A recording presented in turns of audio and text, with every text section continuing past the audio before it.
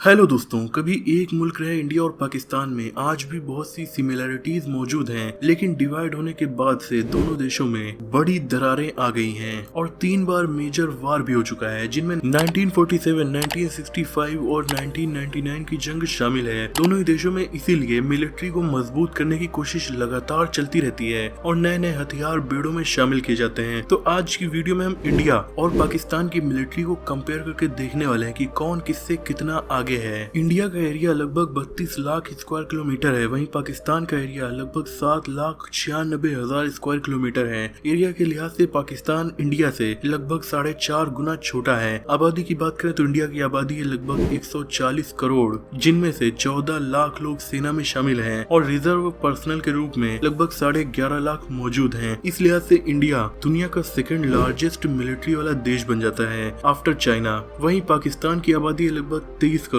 जिनमें से 6.5 लाख लोग सेना में शामिल हैं, वहीं 5.5 लाख लोग रिजर्व सैनिक हैं। इस लिहाज से ये दुनिया की 7th लार्जेस्ट आर्मी है। डिफेंस बजट दोस्तों, मिलिट्री पर खर्च होने वाली रकम जिससे हथियार खरीदे जाते हैं, उन्हें मेंटेन किया जाता है या सेना का बाकी का कोई भी काम किया जाता है, ये जितनी ज्यादा होगी उतनी ज्यादा ताकतवर सेना बन पाएगी। इसलिए इंडिया का डिफेंस बजट 2021 में लगभग $76 बिलियन था और विदेशों से हथियार खरीदने के मामले में इंडिया दुनिया में नंबर 1 पर है।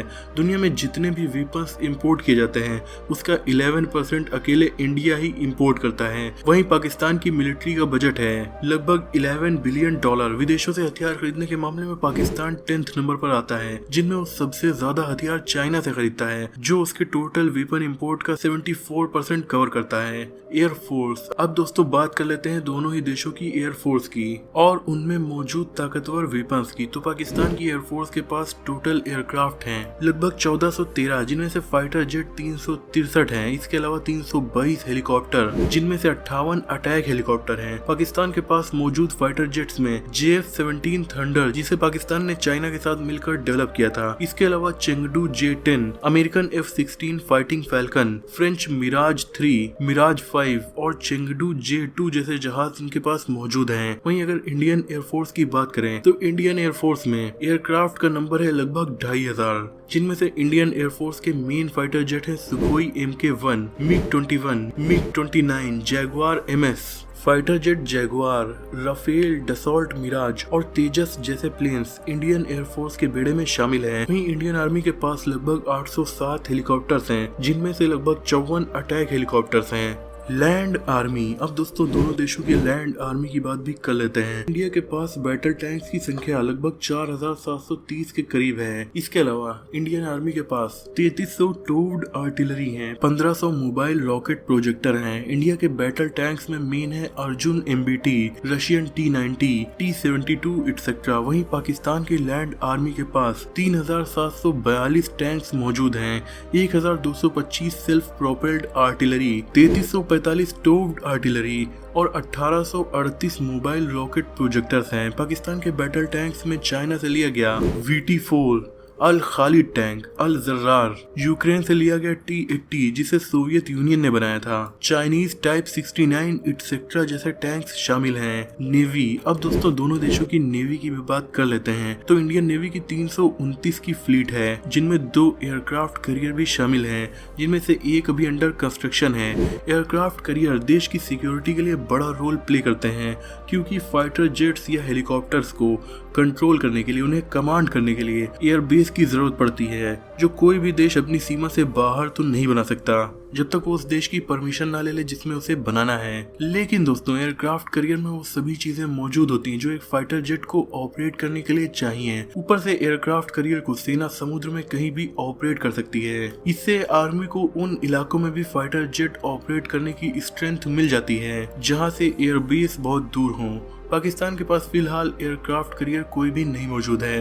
इंडिया के पास 17 से 18 सबमरीन्स हैं, 12 फ्रिगेट्स हैं, 5 कॉर्वेट्स हैं और 138 पेट्रोल वेसल्स मौजूद हैं। इसके अलावा पाकिस्तान की आर्मी के पास 9 submarine, 2 naval destroyer, 12 frigates, 2 corvettes, 48 patrol vessels etcetera मौजूद हैं। इंडियन नेवी में सबमरीन न्यूक्लियर वेपन से लैस है। वहीं पाकिस्तान की भी 2 सबमरीन ऐसी हैं जिनसे न्यूक्लियर अटैक किया जा सकता है। इंडिया मिसाइल के मामले में काफी ज्यादा पावरफुल है, क्योंकि अग्नि 5 मिसाइल को इंडिया ने 2012 में ही सक्सेसफुली टेस्ट कर लिया था। ये इंटरकॉन्टिनेंटल बैलिस्टिक मिसाइल न्यूक्लियर हथियारों को भी ले जाने में सक्षम है।